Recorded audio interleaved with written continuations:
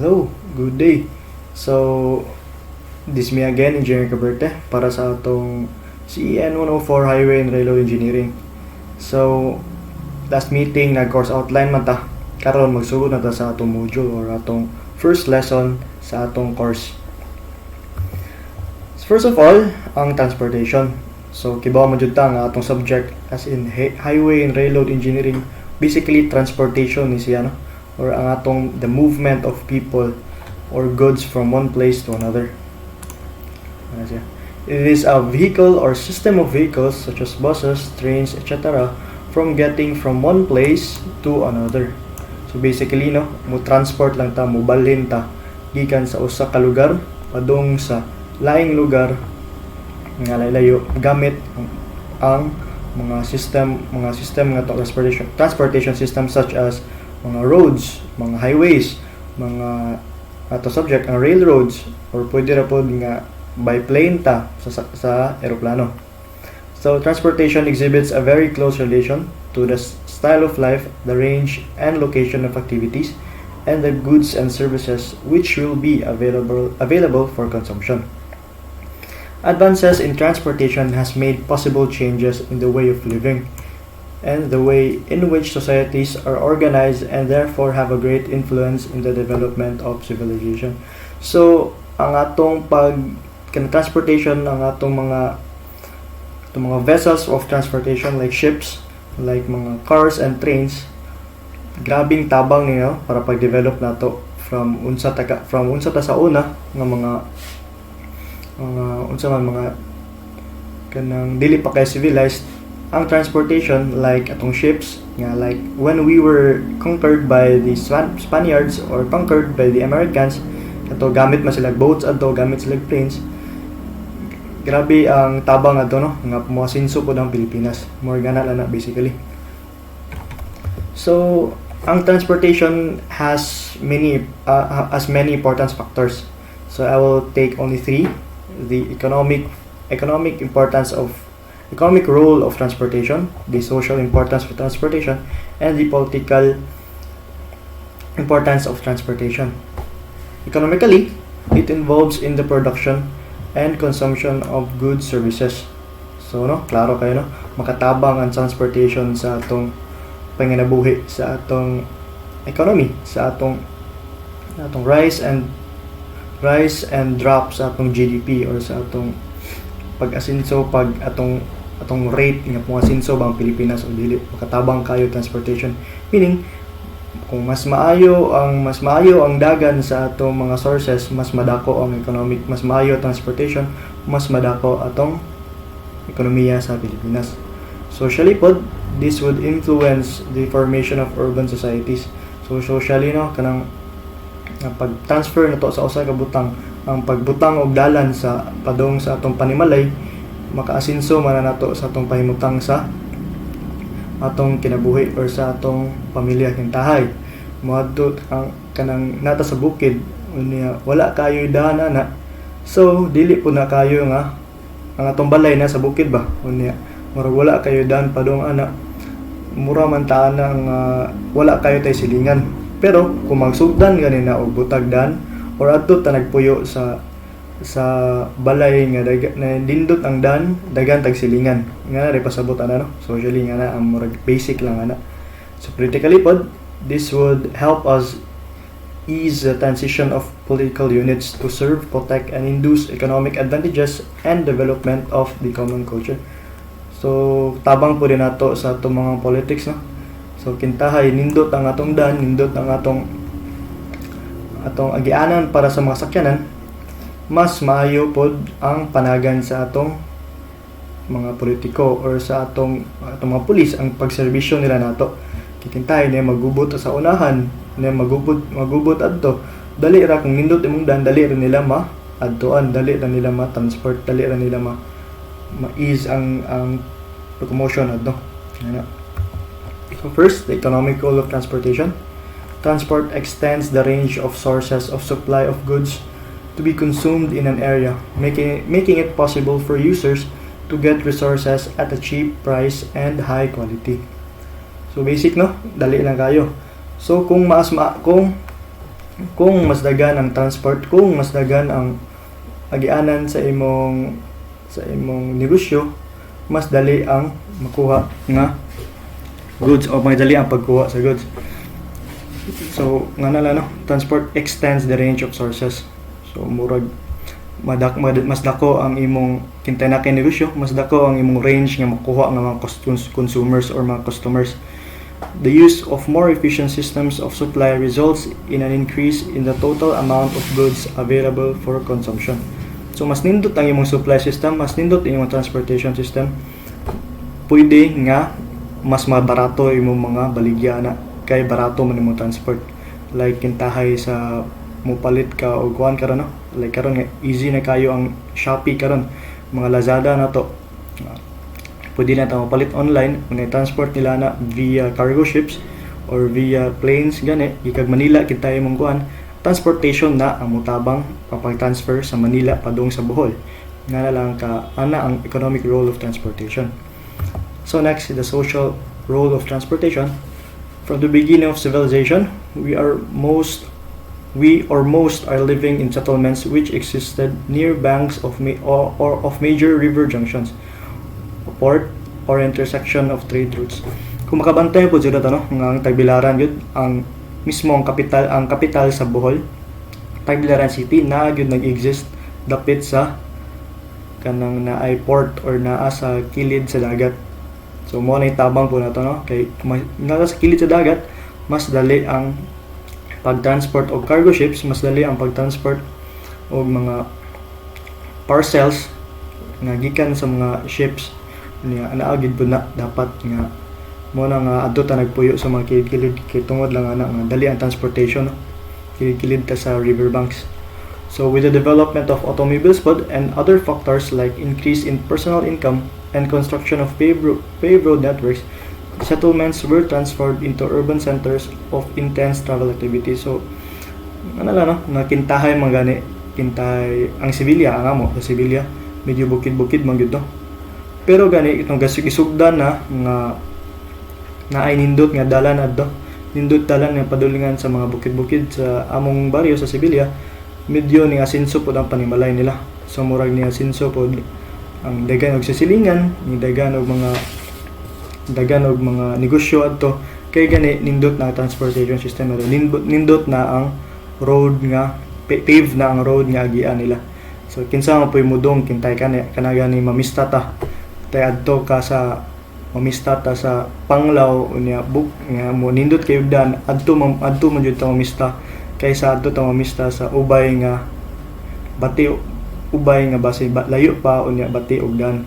So mo matter gyud na no, mo na murag nga na lang kinsa mo jud ganahan mo puyo og layo pa unya bati ugdan kaysa duol unya kuan nindot ugdan agian. More basic nga social role sa transportation. So next, the political role of transportation. As I said ganina, the government must be able to send or get information to and about its people. An efficient administration of a country largely depends on how effective the government could communicate this information to its people.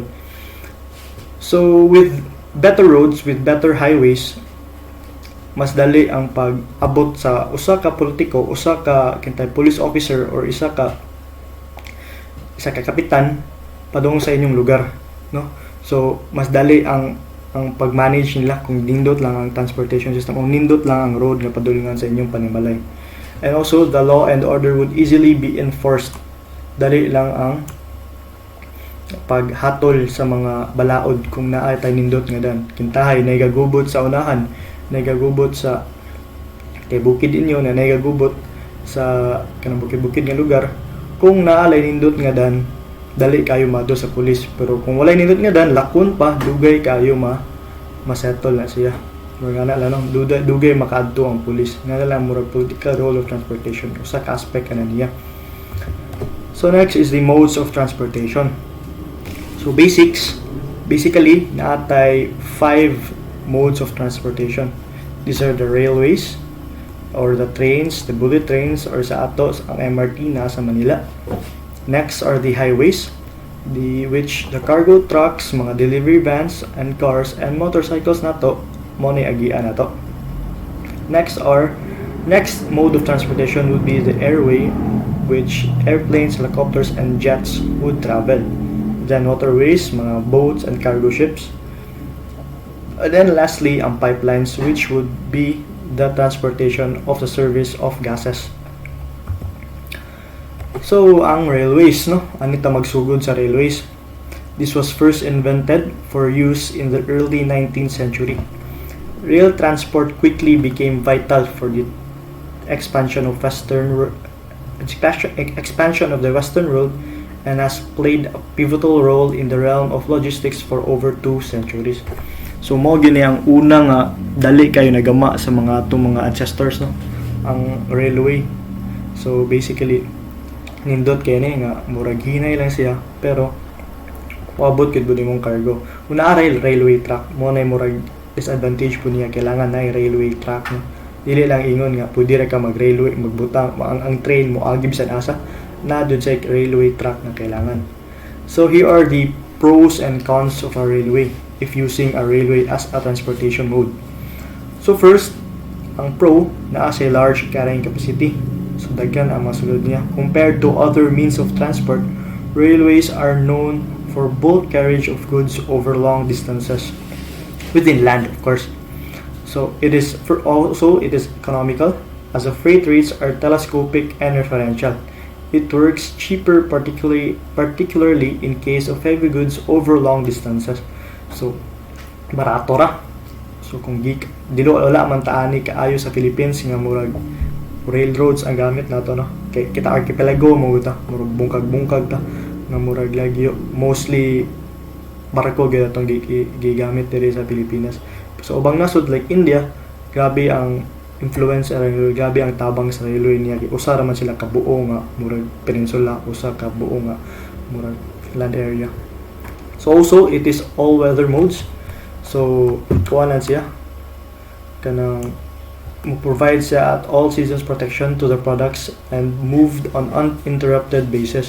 So dili man kayo dali ni maguba ang railway, dili man sa tunga-tunga sa imong biyahe nga maplatan ka like mga sakyanan, dili man.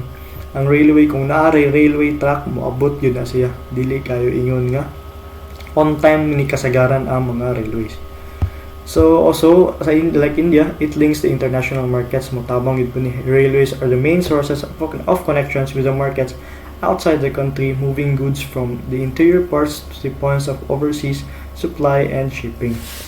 So para niso no sa mga nasod nga pilit-pilit like sa East Asia man siguro nga murag pilit-pilit ang ilang mga nasod, dili ni kayo mo work sa Philippines. And mga negative nga comments aning transportation kay it is costlier over short distances. So mas better siya og mga long distance pero kung mugbo ang distance mo murag pareha sa bayad or ngana. Then of course slower ang movement na por dili pa ni kadto sa mga normal nga trains, no, dili tong bullet trains. It is slower movement compared to road and air transport. Mas hinay siya. Pero karon mga bullet trains murag nindot na kayo, no, pero katong bullet trains kay transport of murag humans naman, dili magid ingon nga transport of goods kay murag bugat-bugat man. Katong mga bullet trains kay human transport naman tong ila. So getting a person or a civilian from one place to another man, not really necessarily nga murag bulk orders gyud or mga goods ang ilang gidala.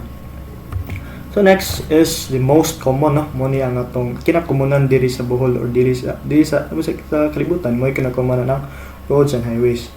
So this is the first and most common mode of transportation and logistics. From walking to horses sa una, to wagons, then niabot ta og bikes, to cars, to trucks. The road transportation has been around longer than any mode has been.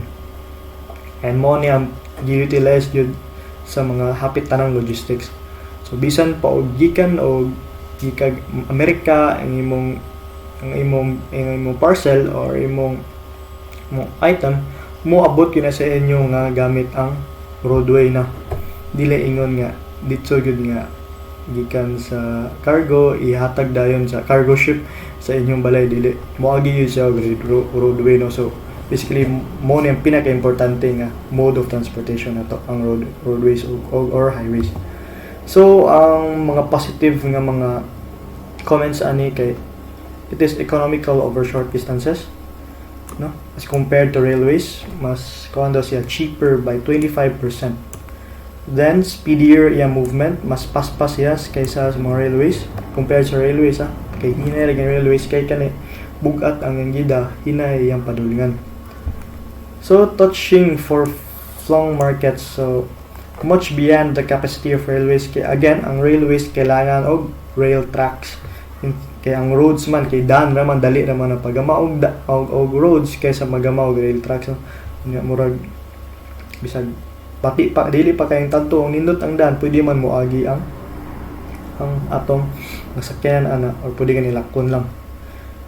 And lesser conditions of service. The roads do not insist on strict packaging requirements, and damage claims are settled faster. So dali lang kayo ang pack niya. So kay dili man kayo stricto ang iyang package niya. Unlike kanang adto ka sa airplanes nga kailangan ngani na adyo murag na standard sila nga ngani lang kadakon nimo, ngani lang size. Dili gyud dili nga na ka stricto ang roadways or kung magamit ka og highways. Ang mga cons sa atong roadways kay first, uneconomical over long distances. Kay kung mas layo imong biyahean, mas dako ang gasto nimo gasolina na, mas hassle na ang biyahe. And it is not really nga dependent sa mo weather. Kung kintay na lay bagyong gamay, dili na kay kabiyahe sa imong vehicle kay basin og foggy na o dili kay kita.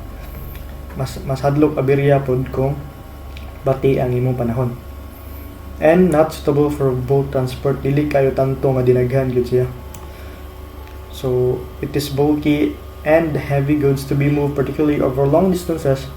Mo gamit na unta og railway service. Kung diri sa Bohol, mao gyud atong magamit ang katong atong mga roadways and highways lang, wala gyud tay mga railways. Next is the airways. So airplanes are becoming increasingly important in domestic and the international trade. With continually improving technologies and practically unlimited route possibilities, air transportation is the fastest growing and most time efficient shipping mode. So nindot kay airplanes karon, and consequently many companies such as Amazon and UPS, kini mga American nga brands nato nga atong orderan online, have purchased their own fleets of airplanes to gain a competitive edge in the growing market. So kanala murag mas dali na ang pag-order nimo gikan sa gawas. Kaya adto ka mo order ka og item gikan sa Amerika or gikan sa Dubai. Karon dali na kayo compared sa una. Nga dali na ang pagbiyahe sa imong goods pa doon diri. Kay tungod na mga Amazon dito, mga UPS, kana pod nga mas dagan ang dagan ang ni-invest og kanang airports karon compared na lang sa cargo ships, which are dugay ang pag-abot jud.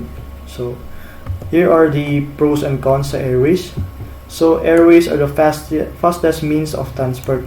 So mo ni kung balin ka o gikan ka og sa Pilipinas padung sa Amerika, mas dali gyud ang airway compared nga imong biyahon og barko.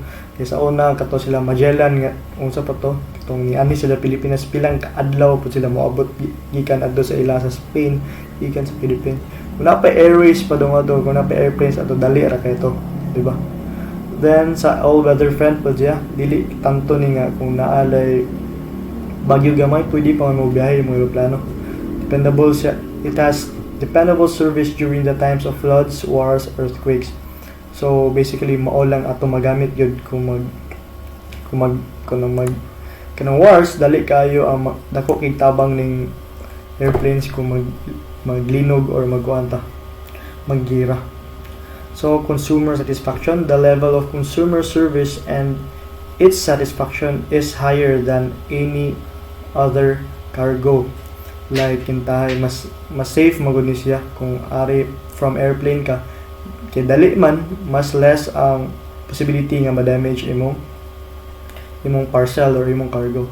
Unya stricto gid pod ang airplanes nga packaging niya, dili jud ingon nga yano ra ka mo package og para airplane nga cargo, no? And reduce inventory holdings po ni siya. as it provides the fastest and uninterrupted service. Capital investments in the form of stocks of goods is less.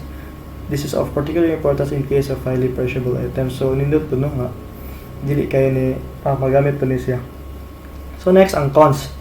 It is the costlier means of transportation. So nindot siya pero mahal. Ngana mo gina. No? It is the cost of transport is very high and there is limit of the weight of cargo. So gagmay lang pwede mapadaan nimo unya mahal pa gyud pero dali lang ang moabot siya. Also, the limited coverage. The airplanes cannot land at all places of your choice. So, ang lagi nga gamay ra kayo yung mga airstrips dire sa atong like sa Philippines gani gagmay lang kay airstrips. So, dili kayo ingon nga limited lang siya compared sa mga barko na mas daghan pa kaysa sa atong eroplano. Also, it has the limited cargo capacity. Gagmay lang madala nimo. Dili gyud ingon pareha sa mga railways nga daghan ang madala. So next is the waterways. Shipping by water has been practiced for thousands of years and remains pivotal to today's global trade. 90% of all international trade is accomplished through maritime transportation. Cargo ships travel on almost every major body of water and have capacity to transport the highest volume of freight of any more mode of transport at the lowest cost. So grabe ning kini may kinagamitan gud siguro usa sa mga di pa ni kinagamitan pero usa sa mga importante kay nga transportation ato ang motorways. So ang pros and cons niya kay ang cheaper ni siya of means of transport. So mas barato gini compared nimo sa airways. So inland waterways tariffs are much lower and is cheaper for both short and long distances. And next, suitable siya for fragile products. The items which are bulky and heavy and which are fragile can be moved with ease. Kay gani kinay ra man ni siya dili man nga paspas kaayo yun. Pudugay lang gid moabot. Loading and unloading facilities. The sender of cargo has facilities of loadings and unloading from boats and wharves on and from steamers. So, nindot po ni siya kung loading and unloading ra, the easy ra siya. Compared sa airports, yung murag gamay na ipasudlon. Yung murag, kitungod sa murag na air traffic, ba o ganang sa traffic sa atong airstrips, dili po pwede man na. Kaysa compared sa waterways nga pwede ra. Nga murag daghan ang murag facilities bito na nga mo transfer sa imong cargos. So next, the problem of congestion. Wa yun niya mo kay waterways provide an independent movement unlike road systems where road is meant for all kinds of vehicles, creating the problem of congestion. So di tantong traffic dili sa para pud gud sa airways no nga wa gyud traffic adto kay ang di man kayo kadako sa sa air sa atong atmosphere. So next, ang cons. Ang negative niya kay slow speed, hinay yun maabot or dugay. And also unreliable. So changing seasons create problems like kintahay bagyo, dili kayo dali nga makabiyahe imong waterways kung naay bagyo. So dali ra kayo ni siya nga way biyahe ron dali ra kayo makansela ning atong waterways. Also it's limited of service. It's like the inland waterways are connecting to a given place. Again, the cargo capacity is quite limited. So like kintay kung gagmay lang nga trips like dili Cebu Bohol nga mga cargo, dili po dingon nga dako kayo nga cargo ship imong magamit. Dili po dingon nga dako kayo ang mapadaan nimo nga gamit no. Ma-carry niya nga load compared yun sa dagko kayo na from one country to another nga dagko na yun kayo nga mga cargo ships. So mo ni pasabot niya sa inland waterways no. So inter-island lang siya. So next kay ang pipelines. So next is the pipelines or mga tubo no. So pipelines transport unrefined fossil fuels such as gas and oil from their point of origin to the point of where they can be transferred to the refineries or another mode of transportation. So No, dili lang ni para nako dili lang po ni ingon nga adto lang sa fossil fuels. Yun pwede man ta mo pipe transfer or pipe transport gamit og ngana unya tubig atong gamiton. So like kami sa DPWH may nakasuway mi nga nagamit mig pipelines gikan sa tubig sa Ningloon padung sa Sandingan. Gigamitan nag pipelines nga tubig or like kanang mga kuan, kanang mga PLDT para maabot ang atong mga signal diri sa atong mga kuan. Pwede po na nga gamitan og PLDT or mga wiring sa mga kuryente, no? Pwede nga gikan sa Leyte nga source gamit man nga ana pod mga pipelines pod gamit nga nasa underwater munay gamit nato nga para mga kuha o power source gikan sa Leyte. So the cost of shipping aning pipelines would lie in its construction and the diameter of the pipeline and the viscosity of the fluid being transported munay mo matter sa iyang cost, no? So they can be built above ground, underground, or underwater, making them ideal for offshore drilling. So like this, and sa nasa picture, so naman sa above ground and ganit pero murag pa. Pwede po ni isabay nimo sa bridges, isabay nimo tapot sa bridges. So pros and cons sa pipelines na to. Kay first, economical. So like crude oil or coal and gas transported through the pipelines works out almost from 1/4 sa mga railways o roadways. So mas dali yun ang economical siya, mas dali ang iyang pag-transport. And of course, uninterrupted ang service niya. If malaala kay pipeline, kanang absolutely dali kayo ang pag-abot sa imong serbisyo or dali kayo pag-abot sa imong oil or tubig and uninterrupted lang on hapit walay wastage gani kuno ni siya. Unya every time siya pwede nimo gamiton. It works around the clock. No? So again, no danger of wastage way kayo gas kan usik. Then it is underground. The pipelines are usually underground and hence takes no additional space sa ang atong terrain. Pero ang cons, initially heavy ang atong investment ani. So dili ta makayo na yano o gama o mga pipelines lang. So medyo dako gid ang budget nimo ang kailangan makuha.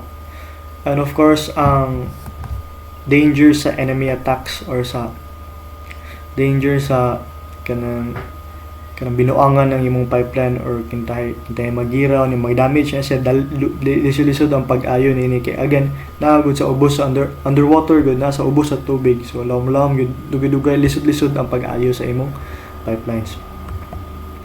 So that ends our first kanang module, no, at least first module sa atong first presentation sa atong module. So next meeting is good so ko sa survey concepts, so kato lang sa. So salamat ninyo sa pagpaminaw and have a good day sa tanan.